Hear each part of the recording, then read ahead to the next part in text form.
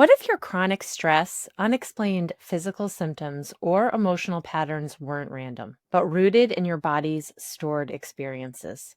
Today's guest, Patience Canty, uses Neuro Emotional Technique, called NET, to help people understand how emotions, memories, and physical symptoms are deeply connected. If you've ever felt stuck, overwhelmed, or like your body is reacting faster than your mind can process, this episode will help everything finally make sense. Come join us.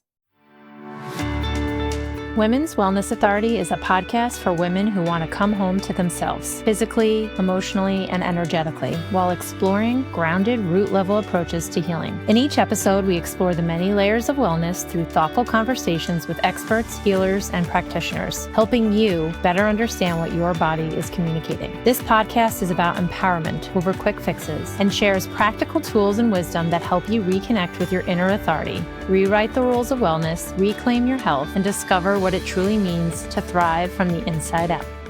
Welcome back to Women's Wellness Authority. I'm your host, Diana Ruskowski, and today we're exploring a mind-body approach that has completely changed the way thousands of people understand their health. Neuro Emotional Technique, also known as NET. If you've struggled with recurring symptoms that don't match your labs, the emotional patterns that you just can't shake, or physical tension that keeps returning no matter what you try, this conversation might be your missing link. My guest, Patience Canty, is not only a chiropractor, but a practitioner who helps her clients clear unresolved emotional stress that's held in the body using a combination of muscle testing and homeopathy. NET isn't talk therapy, and it isn't traditional work. It's a powerful technique that identifies the emotional charge behind physical symptoms so that your body can finally let go. And today we're going to break down what NET is, how emotions live in the body, why muscle testing works, who can benefit, including kids, and what you can expect in a session. And I'll also be sharing my pieces of my journey because I've been working with Dr. Patience over the last couple months. And listeners, I can share with you that it is life-changing. There is so much that's been coming up that I never even knew were things that were blocking me. But I will pause there and just say, if you've been searching for the why behind your physical or emotional symptoms, this episode will be a light bulb for you and could provide you some clarity on what's going on in your body. So welcome, Dr. Patience. Thank you for having me, Diana. I am so excited to dive in on this topic that is just near and dear to my heart. So before we kind of get into what NET is and what a session looks like, what led you to becoming a practitioner of the Neuro Emotional Technique? Because you're also a chiropractor too, right? Yes. So in chiropractic school, in fact, in my first quarter, so at Life University, there were 14 quarters. So first quarter, I was brand new to chiropractic. I'd only had my first adjustment maybe 6 months prior to starting school. And there's a lot of organizations at Life. So you'll have like Thompson Technique Adjusting Club, NET Technique Club. You'll also have like the Pediatric Club, the Sports Chiro Club. And so they were doing these free basic seminars for students to learn about NET. I didn't go. I did not go first quarter. And it was not until several quarters later, I think it may have been like my sixth or seventh, or maybe it was like fifth quarter. I was at our club day, which they hold every quarter, the first week, first Thursday of the first week of the quarter. And two of my like best friends now, they weren't my best friends then because I didn't even know them, but they're my best friends now. I'm walking across the area where the club day was, and they had a little sign. They're like, NET Club meets on this day at this time in this room. And it was like sparks went off because I remembered the seed that was planted from first quarter of they have this seminar that happens. And so I literally ran up to them and was like, hey, I want to come to club. I was supposed to go to the seminar like first quarter, but I didn't. And I believe that NET is such a beautiful partner to traditional chiropractic because in school, we are taught that there are 3 T's. So traumas, toxins, and thoughts. And these are the 3 things that can create misalignment or subluxations in the body. And so in school, they more than prepare us about nutritional support. They more than prepare us about how to correct physical subluxations if someone was in a car accident or if they have birth trauma, injuries, all the physical stuff. But we only took 2 classes that were like psych focused. And those two classes really were more so how to identify the big mental health things so that you could refer out to an actual therapist or what have you. And so while I recognize a physical adjustment can do so much in terms of clearing emotional worry, anxiety, depression, I've seen it in practice day in and day out. I just still felt like there was more that could be done to clear out some of these emotional patterns that weren't serving patients, or patients that have physical things that seem to be chronic that keep coming back that actually have an emotional component. And so once I started going to club regularly, I was like, there's no way I'm not going to use this in my future practice after graduation, because it's that powerful. It's been powerful for me as someone that's received NET, and it's been powerful to also provide that session for other people. It's just so interesting the way you described it. So I've done chiropractic care since I was probably 9 years old. So my entire life, essentially. And I've done talk therapy, and I've done coaching, life coaching, and all that stuff. And this is just different. I feel like this is sort of like a mirror into my soul, into the things that I could talk about. And I've done I try it, literally try everything. And the more and more I learn, and I'm sure you did this as well, the more I learned about physical issues, they're really emotions just manifesting themselves now physically in the body. And so you have to address both sides, right? The structural and the emotional, to allow your client to heal. So I love that perspective and that journey. So cool. So when you graduated, you got your chiropractic degree, and did like your NET certification come with that, or was that separate schooling? How did that all work? Absolutely. So there were a series of seminars that you had to take in a certain order, and then you also had to sit for the certification exam. And so that exam had a practical component where you actually were given like a real scenario with your NET partner, and you were doing the session. You had an NET coach that was evaluating to make sure that you hit certain markers. And then you also had the written component. So those test questions were more like, how did NET start? What are the components of NET? Is it talk therapy? Is it not? Like making sure that we were very clear on those things. And so I did a few of those seminars while I was still in chiropractic school. I finished up the last few immediately after I graduated. And so I graduated September of 21. January of 22, I sat for my certification exam. And fun fact, I actually sat for that exam on my 30th birthday. And it was my golden birthday. So it was very like, there was so much symbolism going on. I was excited when I got the email back that, hey, you passed. You're now a certified NET practitioner. You know, go out and be the best that we know you can be. And from then, I've just taken it and ran and molded it and used it with the people that I love serving. So let's go back to maybe even like what you got tested on, and let's talk about like what is NET, because we said it's not talk therapy and it's not a chiropractic adjustment. But so for the listeners who have never heard about this before, and again, it's Neuro Emotional Technique, right? Or NET as it's called. Can you describe what that is? And then I'm also curious, is it the same as EMDR or other emotional techniques that do exist? So NET combines several different practices, disciplines. It combines psychology, it combines homeopathy, it combines acupuncture points. It also combines a little bit of what was learned chiropractically as well. So the founders and the developers, the walkers, literally came together and put together this technique where they had been trying things out with their patients, and they're like, we're getting really good results. Let's actually turn this into something comprehensive. And so it's not talk therapy. I'm not listening to people and then saying like, well, tell me more about your childhood. The most that I'm asking in a session is like, what do you remember about a certain year? So we will do a muscle test, which is different than like an orthopedic standard muscle test. With an orthopedic test, you're testing for functional strength in the muscle. This one, we're literally testing to see if the phrases that we're talking about, if the feelings that come up are congruent with what's going on in their current emotional reality and also their past emotional reality. And so in those muscle tests, I can index for time. So if, let's just say 5 years old comes up, I ask the person, hey, where were you? What was happening that year? Nothing more. I'm not like digging in like you would think in a traditional session. And in the event someone's like, I can't remember anything about that year, we will still muscle test to index 5 years old. Like with your family, 5 years old in kindergarten, 5 years old. Like, there's ways to actually be able to tap into the things that our subconscious is actually storing, because our body likes to protect us, and it will sometimes wall off certain memories if our body feels like it's not going to allow us to be able to move forward. So obviously I've been seeing you for 2 months now. And when I'm telling my friends like, "Oh my gosh, you've got to see her because there's like stuff coming up that it's like mind-blowing." And you are literally like I hold my arm out and you ask what's going on with me and I say I need to like test this, and we've been doing a lot of stuff around building my business and podcast and my sound collective, and you ask a statement and it's like you know the answer also, by the way, almost before my body's response. You just have a sense, and it's really interesting.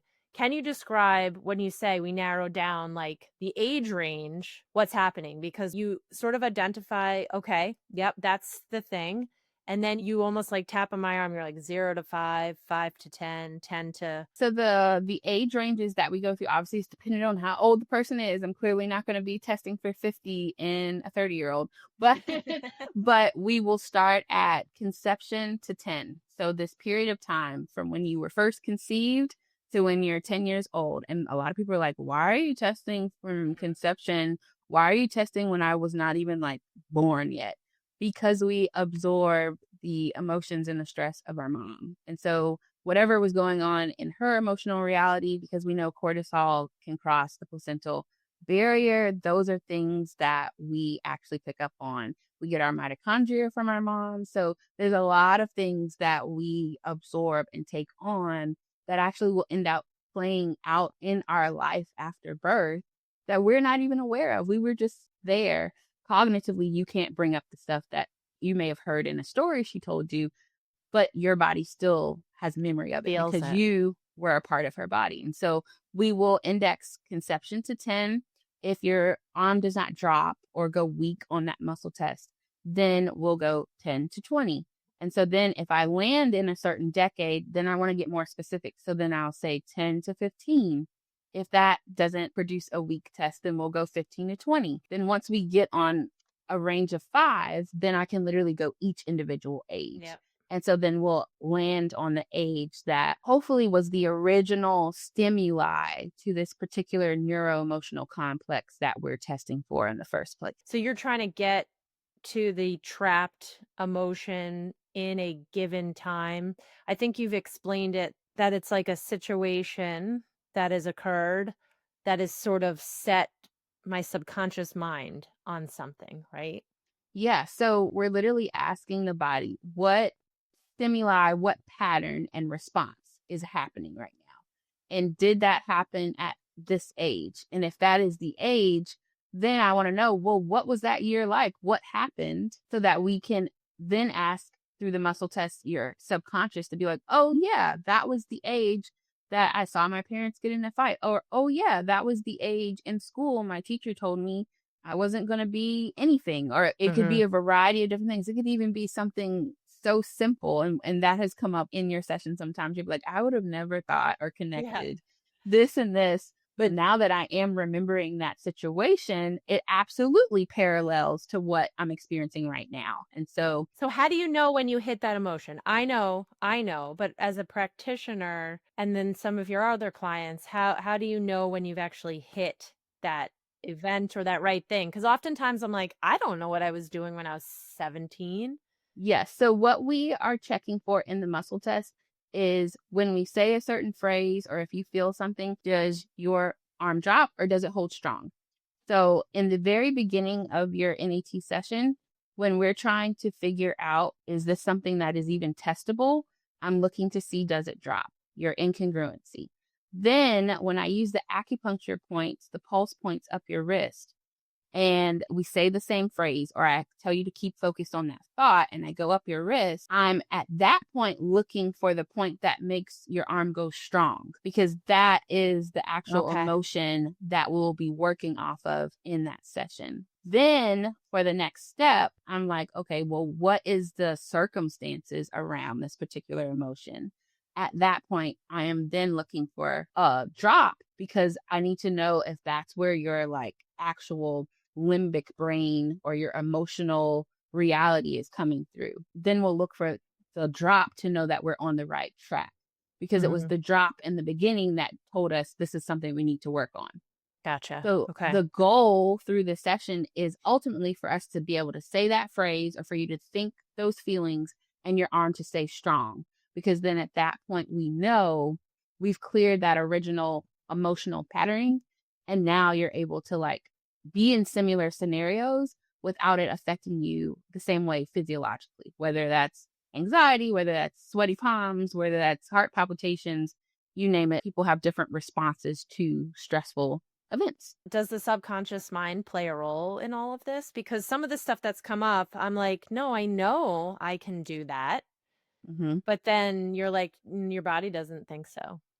Or like, is it the subconscious mind or is it my body? In my head, I'm like, I know that's not, like, that is true. I can be successful. I can do this. But then you're testing me and my body's like, nope, no, you can't. How do you explain that? Is that my conscious mind versus my subconscious? Or How we go around day to day, the decisions that we make, the plans that we put in focus, that is all of our conscious brain. In fact, our prefrontal cortex is decision making, executive function, all of that. So that is like the things that we know, that we know, that we know. When we dive back into subconscious, that's things that we stuff down. And so you're not thinking about on a day-to-day basis this conversation that you had with someone when they told you, we don't want to be around you anymore. Rejection, concept of rejection. You're not thinking about that day to day because your body is beautifully made to push down things that are not like helpful in that moment. It's a survival tactic.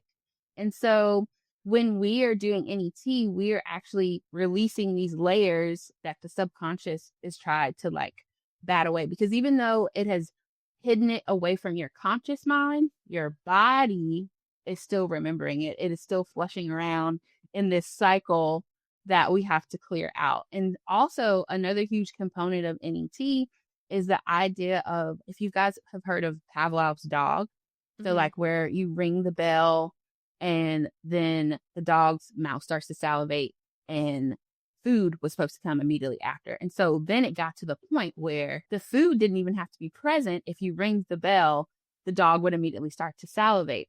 So same thing with NET, you are encountering a similar situation that has happened to you in the past, or your brain is recognizing it as this is somewhat similar. I have my threat alert on now. You will then start to experience similar physiology that you did in the past. Now, what NET does is it breaks that conditioned response. So the same thing with Pavlov's dog. If he continued to ring the bell, but then did not bring the food, after a while, the dog would no longer salivate at the sound of the bell. That's a process in psychology we call extinction. And so what we're attempting to do with NET is bring this process of extinction to certain emotional complexes. Exactly. So cool. Mm-hmm. So interesting. Okay. You also said you bring in homeopathy into the sessions, and I've experienced this too, as an additional tool to support the process. Can you kind of explain what types and why this combination helps? Absolutely. So each of the emotional points, which are linked to different organ systems, have a different blend of homeopathic tinctures. And so they're in a little spray bottle. You can either spray them under your tongue or you can spray them in the air and breathe them in, and they will get absorbed through your nasal plate. And so that can be a very supportive remedy to the entire NET process, because we know within homeopathy, it's this idea of like curing like, right? And so if we are exploring in NET scenarios from the past that are very similar to scenarios in the future, then it makes sense that we will want to have some sort of support that does the same thing, alike curing like. And so it's your traditional homeopathic things that you would find usually like in the tablet form, but more in the liquid form. So like sepia, all of those, the Latin names that people are like, I don't really know what this is, but you've seen it on your traditional homeopathic remedies. It's those same ones. They're just combined in various combinations that are supportive to the organ system that we're testing in that moment. The homeopathy is aligned with the organ you're working on, or is it the emotion you're working on, or is it interchange? Both, Like because both. the emotion is stored in that organ system. So we know that like sadness is linked to our lungs field. We know that anger is stored in the liver. And so these are going to be specific homeopathic remedies that are supportive to those areas of the body.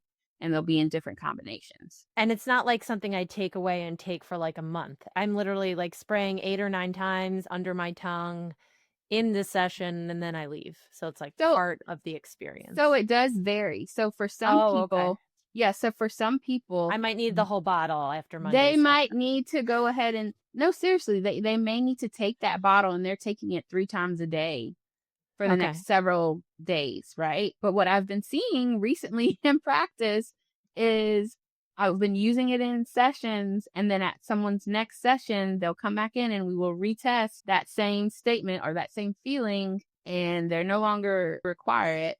Or we will retest if they need the homeopathic and they still no longer requirement. And I'm a big proponent of test and retest. So if your body is Mhm. telling me you don't need this, I'm not going to just give it Give to it you. to you. Yeah. Yeah. So I think that's like a perfect segue into my next question because I talked about it a little in my intro, but I think a big part of NET and also general wealth, to be honest, is understanding how emotions are tied to your physical body and tied to your organs.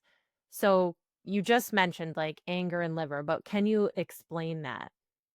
Yeah, so this is taking us back to traditional Chinese medicine and how they explore different chi energy within our body, and how if, energy imbalances occur, then you start to experience actual physical symptoms related to these organ systems. And so if you let that imbalance go unchecked for too long, then you will actually see problems with either that specific organ or other areas of the body that are affected when there are problems with that specific organ. And so that's why I love this technique, because it's based off of what we've known for thousands and thousands of years about Mhm. how the body processes and stores emotion, and how it will wall areas off to protect us. But if it goes unchecked for too long, that ends up being a bigger More problem of a that we have to it becomes a chronic chronic physical. issue. Mhm. Exactly. And, for the listeners, I think you probably can all say, oh my gosh, actually, that makes sense. So if you've ever lost somebody and you just feel heaviness in your chest and tightness in your chest, that is where grief sits, is in your Mhm. lungs. And Mhm. so I feel like everyone has been in a situation where they could be like, oh my gosh, yeah, I did feel that. Or when you're really, really anxious and you just feel like your stomach Mhm. is in knots. That's that emotion manifesting itself in that part of your body. And anger, I've heard a lot around the liver. And so if you find yourself or an individual in your family who's totally angry all the time, that's a scream for like your liver needs assistance, right? Mhm. Because every manifestation in the body is 100% tied to emotions. I've done so much education around that with the essential oil stuff that I got into many, many, many years ago. And now that I'm in like an energy class, I'm learning how important all of this is. And when left ignored from an energetic standpoint, it then manifests in all the ways that we're talking about. And I think that over time, as the decades have passed, especially in Western civilization, we've gotten really comfortable with ignoring what we're feeling in our bodies. Mm-hmm. And so that is why you have, I mean, for lack of a better word, all these people that are disconnected. They don't know, like, I don't know what I'm feeling. I don't know how to describe that. I don't know where I feel that in my body. When in previous generations in Eastern societies, they very much so teach them to be in tune with those things so that you can pick up on it earlier, so that you can actually do something about it instead of ignore, ignore, ignore. I have to go to work. I have to do these things. And then boom, I now have some chronic issue that, Mm-hmm. yes, maybe you could have exercised more or ate more, but what about those people that have done all those things and they're still experiencing, and it's because they haven't addressed the emotional component. Yeah, So, I actually just had a conversation with somebody about this. They've been really digging in and, I mean, done everything. they possibly can in terms of food, testing, diets, parasite cleanses, like literally everything. And I just said to them, I think you're at a point where you got to do the work, the emotional work. That's the only answer, right? And Mm-hmm. I've been reading stuff and I'm like thinking, oh my God, this is this person. And always when we talk in our sessions, you say it's like peeling back an onion. So Mm-hmm. you might address like one emotion and we clear it, but then there's another layer. And there's a lot of deep seated stuff that exists for everybody because we're all humans. And like you said, it could just be something that happened when you were 10 and it just set the stage for the way you think about yourself or others. And then the more and more shells or the onion layers just built around it. And so I think it's important when you're doing this work to know it's like not a one and done thing, Mm-hmm. that it's Absolutely. really a work in progress. Absolutely. And also to know that each event in your emotional reality, it's not like there's just one emotion usually attached to it. There's probably several layers of emotions attached to that one event. So then you think about all the things we've experienced. So there's just multiple layers. And that's why a lot of times when we're doing this work, you may come back and man, we landed on that age again. We landed on that exact same thing again. And it's not that the previous session wasn't helpful. It's like we just cleared one layer. We just cleared the shame Mhm. around that layer. Now we're going after the low self esteem around that area. Now we're going after a dogmatic position or stuck mindset around that particular area. So there's multiple things that can be found off of just one event. And so that's why it can be very powerful when you do sit down and you do the work and actually uncover each of those layers. This might be a silly question, but who is NET good for? And also, if you're considering doing it, what is important to keep in mind? Like if I'm coming in, I walked into this situation like open-minded but not everybody Mhm.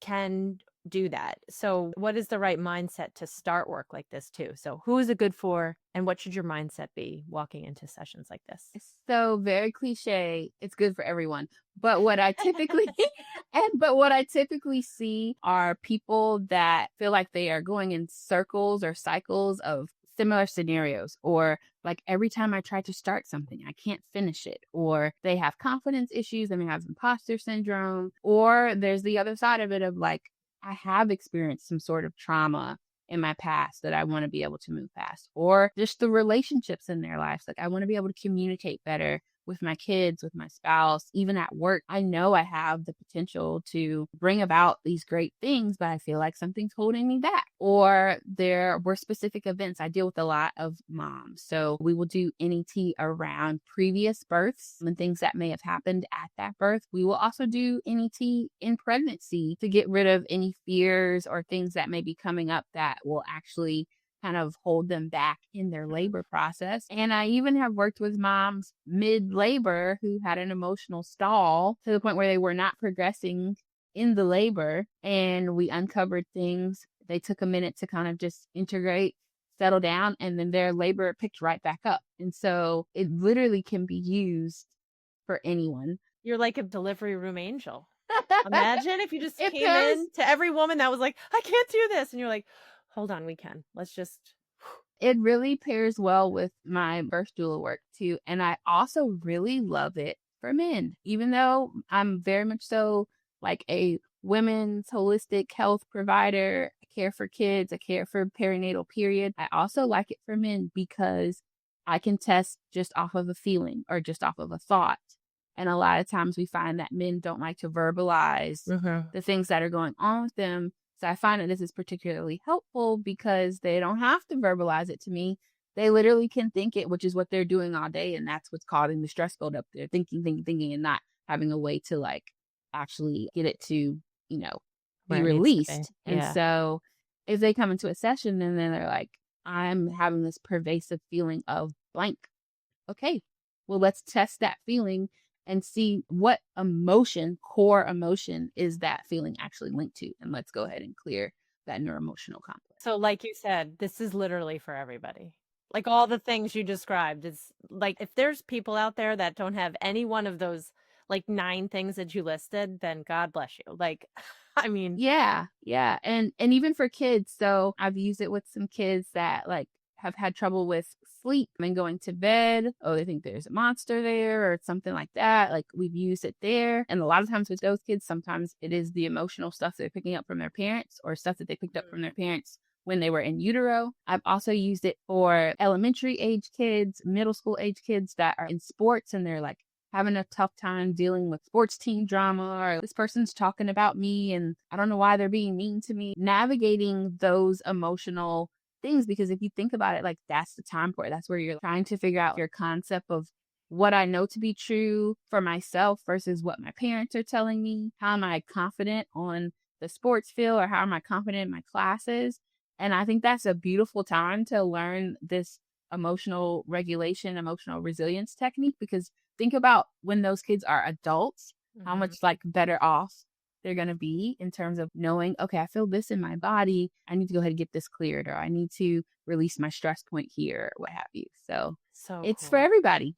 Yeah. How does one prepare for a session? How should I be thinking, walking into it? I'm so glad you asked this, because what I find, especially if someone is on the fence, but they still want to try, is I want to test, am I okay even doing NET? And removing whatever barrier may be to that. If this is something they want to try, but they are hesitant, or let's first test, am I okay with becoming healthy? Am I okay with being healthy? A lot of times we want that for ourselves, but there's something emotionally blocking us from actually getting to that point of starting that journey. And so I want to make sure that my practice members are clear on that first before we even dive into some of the deeper stuff, because we won't make any progress with any of that stuff if you're resistant to the process to begin To with. begin with. And to prepare, I mean, coming with an open mind, but even if you are a little hesitant, we can still make some progress and take baby steps. We don't have to do this hour-long, 45-minute session. We can keep it shorter. We could do 15, we could do 30 minutes and just make some progress incrementally. And people end up like, oh, I didn't realize how impactful this is. Yes, I do want to do more. Yes, I'm more comfortable now. So it's really nice to see those moments where people are able to actually evolve in their NET practice, essentially. Yeah. And I think it can be scary to deal with your shit. Hmm. And it can be really overwhelming, right? And there's some stuff that's come up that I'm like, what? Like, no, I'm not bothered by that. But then I'm like hysterically crying, which is for me, like my sign that we've hit the emotion that is preventing me from doing X, Y, and Z like today. Yeah. And there's also, I think, patterns in people's lives where you're given many opportunities to maybe learn that lesson. And if you don't, it comes back however it comes back in different ways. And so I think NET is probably, it's almost like a hug in those situations and helps peel back. So the next time that similar experience comes up, you can handle it a lot differently. Absolutely. I feel I've seen with practice members them say, hey, I was able to go into this conversation with my family member. I was able to go into my boardroom presentation. And while the feelings and the emotions of whatever are still coming up, I don't feel it physiologically. My voice is not cracking. Like, I'm Mhm. able to actually stand on what I need to say. I was able to move forward. I didn't feel as weighted down. I felt lighter. Like, there's just a variety of things that I've heard that lets me know that neurological, that neuroemotional shift has happened for them. And you can literally only go up from there. So, Yeah. And it could be the little things too, listeners. Like, this morning, right before we got on this call, something happened that normally would probably send me for a tailspin. And I was actually calm, telling myself, you should be more freaked out, like right now. This is like gonna make your life a little bit more difficult. And I'm like, no, let's not worry unless I have to worry. yeah. To me, that was like, huh, okay, I'm approaching this in a very different way. My heart would have been beating really quickly. I would have gotten really frustrated and really angry. And I just feel like I approached it in a much more mature way. And I can only say that the work that we're doing has to be part of that. Yeah, I worked with people like over a year's time, 2 years' time, 3 years' time, and to go back and like redo their wellness questionnaire and see that the things that were red on their questionnaire are now green. Amazing.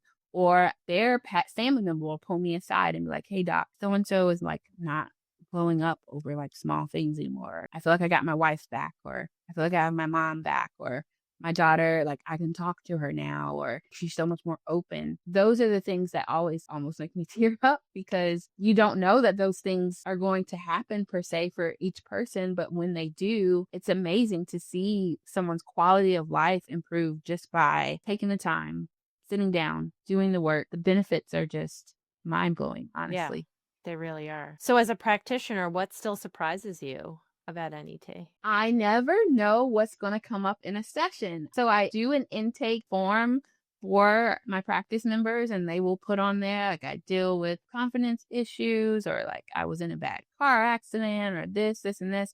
They'll come to the session, and I always ask them, hey, what do you want to work on today? What's urgent for you today? And they'll be like, well, I know for sure it's going to be X, Y, Z. And then we'll get into the session. It's none of those things. It's something like they haven't thought about in years, or it's a different angle of looking at something that's happening right now. And they're like, man, I really was putting that on the back burner, not thinking I was affected by that. And it really is that thing and not this other thing. And so that's what always surprises me, is I never know what's going to come up in a session. Everyone doesn't always cry, and they still have a huge, profound session. But Yeah, then I just some happen people, to be a crier. But you're right. Not everybody has to be waterworks. but then also I have seen some of the most amazing, powerful sessions did end in like a sob. People were like able to really release that through their tears. Fun fact, our like emotional grief tears chemically on a microscope look different than other tears. So there's different chemical components to those tears. So knowing that your But body like is a able, detox? yeah, exactly. So Mm. our body is getting rid of those things. Crying actually can be a good thing. So, but also know, if you don't cry in your session, that doesn't mean that it hasn't been impactful, that it's not working, things of Yeah. that nature. So, And for anyone listening, when you do work, it's going to be hard. Whether it's like working on yourself or working on a job or chasing your dream, it's not easy. And so this work, it's okay. That is okay. And you can just take baby steps and just be ready. If you truly want, you've gone and done all the things and you truly want to heal, it's okay to take that baby step forward. And Dr. Patience, you are like a warm hug, and you make me feel so comfortable in the sessions that I think that allows all these things to come up. thank you. I'm wondering if it would be helpful to maybe go through what we can remember from one of your sessions, just to Yeah. like verbally talk through what a session looks like. I'm trying to think which one, once you start talking about it, I kind of remember Yeah. too. So one that I thought was hilarious and like never think about it, but like it was when I was in high school and I played basketball like my entire like young career. I didn't have a career. You know what I mean, like playing sports. And I played basketball and we were so bad. When I say we were so bad, we lost by like 30, 40, 50 points. And I always looked at it as you work hard, you learn lessons, like hard work eventually pays off or something. But in the session that you did, it like pinpointed that time in my life. And I can't remember exactly what it was about it, but I started to hysterically cry. And it was like shame or feeling defeated and that I could never win. And on a conscious level, I always think about that time in my life as a really big lesson to know that, like, no matter what the results are, you still work hard. Uh-huh. But yet my subconscious is like, you work hard, no matter how hard you work, you will fail. And that is a perfect example of there being a different angle to a scenario. So, like, in your conscious mind, you're saying, I think about that time in my life of like, yeah, I worked hard. We didn't have a good result, but that means you just keep working hard. But subconsciously, the mindset or the emotional complex that was laid down was, you're going to continue to work hard and you will just never win. And so it's like us going in, and I know a lot of our work has been like moving you forward and you being successful in your business. So if we are testing, I'm okay being successful in my business, and we index it for time. So I'm going to try to play this out as if we were doing a session right now. So Diana holds her arm up. She says the phrase, I'm okay being successful in my business. In her mind, like, yeah, I want to be Mhm. successful, but her arm drops. Yeah. And so then literally I will press different points up her wrist and she will say the same phrase. I'm okay being successful in my business. I'm okay being successful in my business until we hit a point that causes her Yeah. arm to go Like, strong. otherwise, it's like if you're hitting the things and I'm saying I can be successful in my business and Yep. it's like bouncing, that's not the right emotion. We're trying to find it where what locks up my arm, right? Yes. But then when we hit this fleshy point on her thumb, it goes strong. So then I'm like, well, let's see what emotions are here. And so let's check the concept of false pride. Let's check the concept of shame. On shame, her arm goes down. Yeah. So then I have to ascertain, is it her shame or is it someone else's shame that she's witnessed? So then I'll say, is it your shame? And then she goes down. So we know it's the shame she experienced. So then at that point, okay, what's the worst part about this? So then she might say, well, like I work hard and then I'm not successful. No matter how much I work hard, I'm still not successful. So then we're looking at this pervasive idea of that she'll never be successful. And then sometimes I'm gonna be like, well, let's get a little deeper. And it's from Oh, that basketball back in high school. I mean, and then she'll say something like, I'm a failure. And so that's the pervasive idea. I'm a failure. And so then let's look at an original event where there was shame due to feeling like a failure. So then we index for time yeah. and then we land on like 14 or 15. And she's like, well, duh, that's when I was playing basketball. We were losing 30 to 40 We suck. points. Yeah. Yeah. And so then I'll be like, well, let's check and make sure this is the event. So then we'll say, well, let's check the concept of this event where she's losing all the time and she purely drops. But then I'll have her hold that thought. We'll press the point and she goes strong, even while thinking about that original event. And so we know that that's the point that we're going to be able to actually clear this neuroemotional Yep. complex off of. So then she will hold that point. She'll go up to her forehead like this and she'll lean down, keep her eyes closed, and take deep breaths in and out until she either And feels like, why cover this? Like what yeah. what So is acupuncture wise, these are emotional points. And so that actually is providing the connection for that loop to be broken and then put back together in the way that we want it to be. Yep. Then I'll have her take her hands down when she said, oh, I feel like my breathing has slowed down or my heart rate has gone down. Or I feel like my shoulders are lighter. Or sometimes she will cry at that point. And once she feels like there's a shift, I'll retest it. And so I'll say, hey, think back to you guys losing all those games. She'll go strong if we've got the right point. Then I want to make sure that there's not any other emotions in this exact moment attached to this particular neuroemotional complex. So however I look to the left, that is part of the applied kinesiology and all of things. And when she looks to the left, if she still holds strong, then we know at that point in time there's not any other emotions. She'll turn back to me and she'll say the original statement. I'm okay being successful in my business. And at that point, she'll go strong and we'll know that she's cleared it. The next point is I may want to see if we need homeopathic support for it. And so she'll do another situation with her fingers that taps into these acupuncture points. We'll test it. She'll drop. And so that'll let me know she needs the homeopathic support for this. She'll take it. We'll retest. She'll go strong. And so that is what like one component of the session looks like. At next session, she'd come back. We'll test that same statement and she's been strong. We were so surprised at your last session.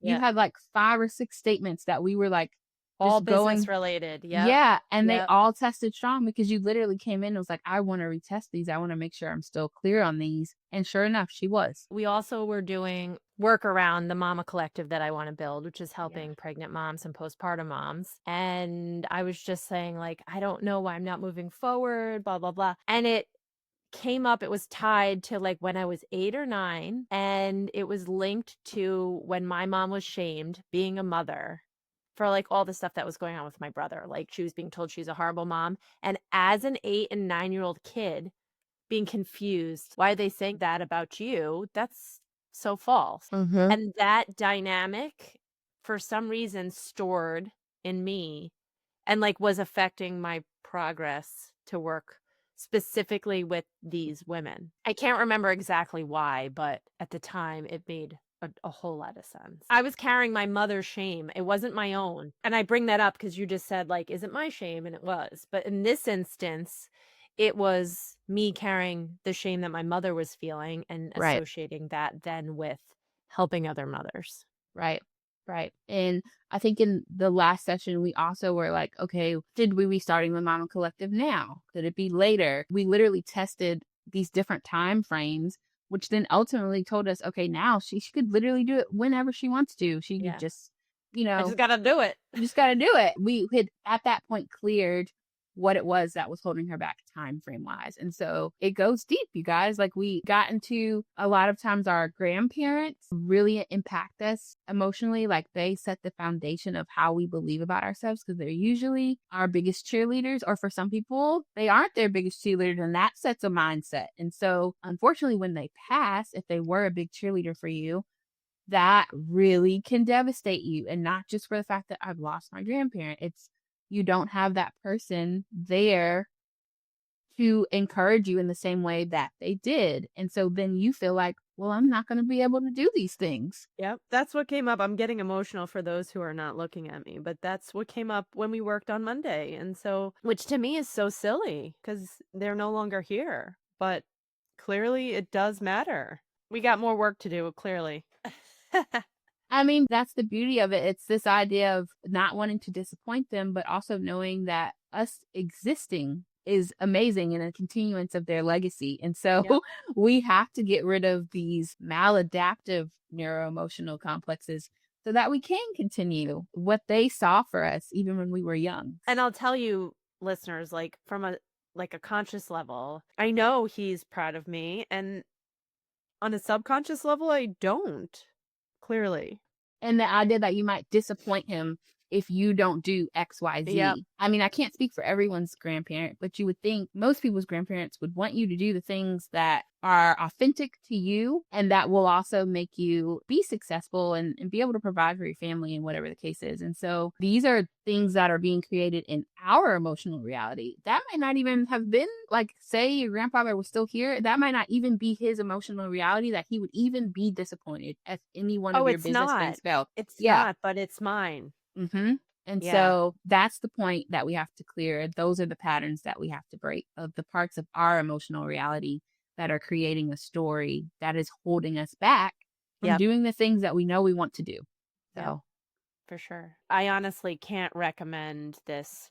And like I said, I've done all the therapies, and all the different therapies help in different ways. This is just hitting something deeper that I know I need to hit in order for me to like move forward. So before we wrap, do you have any last thoughts to share with the listeners? Can you also let everyone know how they can find you? But also, I think the thing that should be clear here is this is not something that can be done over Zoom. You have to physically be together because she is doing muscle testing. So if you don't live in the North Carolina, South Carolina area, how can someone find an NET practitioner near them? So absolutely. So I would invite, if you're not in our area, to go to netmindbody.com. And then you will go to the menu item and you'll literally select the practitioner finder. You can put in your city, you can put in your zip code, and it will pull up whoever is closest to you.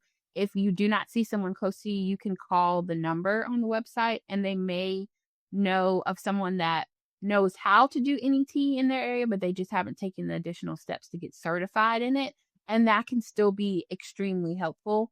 A lot of times there are people out there that do know how to do NET the right way. They just, for whatever reason, like have a different focus in their practice and they didn't take the steps to like go to all the seminars and get the certification. Yeah. And that's okay. People are at different steps in their practitioner journey. I would also love for you guys to follow me on social media at flourish_wellness_sender. I will be posting lots of info about NET and things to learn about it, which emotions. If you go to the highlights tab for NET sessions, you'll see all of the various emotions and their homeopathic remedy and what organ system they're linked for. It's all there. And I also have a offering right now through the holiday season and into January called Flourish with Friends Night. So you can schedule for 3 to 8 of your closest friends, your neighbors, your family members. I will come in and do either chiropractic adjustments, NET sessions, or both. Ooh. And you can have a wellness night with your friends, with your family, and get to experience Flourish, but at home. Yeah, I love that. Okay, Patience, thank you so much for sharing your knowledge and your experience today. I love how you remind us that our physical symptoms and emotional patterns are deeply connected. And once we understand that, everything else can start to shift. So, for everyone listening, if you've been feeling stuck, overwhelmed, or like your body is trying to tell you something, NET might be a powerful place to start. Your emotions matter more than you think, and your body remembers, and you're allowed to heal on every level. So listeners, thank you for joining me on Women's Wellness Authority. If this conversation spoke to you, share it with a friend or a family member who might need to hear these words. And don't forget to subscribe on your favorite podcast platform or on YouTube so that you never miss an episode. If you're enjoying the show, a 5-star review is always appreciated. It just allows for other people to find us. So until next time, stay curious, stay empowered, and most of all, stay well. Thanks, everyone. Thank you for tuning in to this episode of Women's Wellness Authority. If today's conversation inspired you, shifted your perspective, or sparked something within you, I'd be so grateful if you'd subscribe, leave a review, or share this episode with someone who might need it the most. Have a story of your own or something you'd like to share? I'd love to hear from you. You can connect with me on YouTube, Instagram, and Facebook at Women's Wellness Authority. Please note the content shared on this podcast is for informational purposes only and is not a substitute for medical advice, diagnosis, or treatment. Always consult with a qualified healthcare provider regarding your health and wellness decisions. Until next time, stay curious, stay empowered, and most of all, stay well. Thanks, everyone.